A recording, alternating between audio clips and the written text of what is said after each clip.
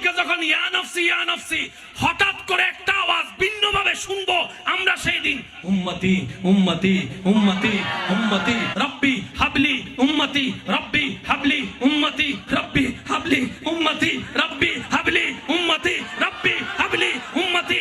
আমরা তখন বলবো চতুর্দিক থেকে নফসি আওয়াজ, রব্বি হাবলি উম্মতি, ভিন্ন আওয়াজটা কোন দিকে? তখন রব্বুল আলামিন বলবে এটাই তো তোদের বাঁচানোর জন্য একটা কারণ সৃষ্টি করে দিলাম, কারণ সৃষ্টি করে দিলাম, কারণ সৃষ্টি করে দিলাম। তোদেরকে বাঁচানোর জন্য আমি রব রহমতকে উন্মুক্ত করে ওয়ালা সাউফা ইউতিকা রাব্বুকা ফাতারদা আয়াতকে সামনে এনে তোদের নবী রাহমাতুল্লিল আলামিনকে, শফিউল মুজনবিনকে, রাহাতাল আশিকিনকে, ইয়াসিন ওয়ালা নবীকে, মুদ্দাসসির ওয়ালা নবীকে সিজদায় পড়ার অনুমতি দিয়েছি।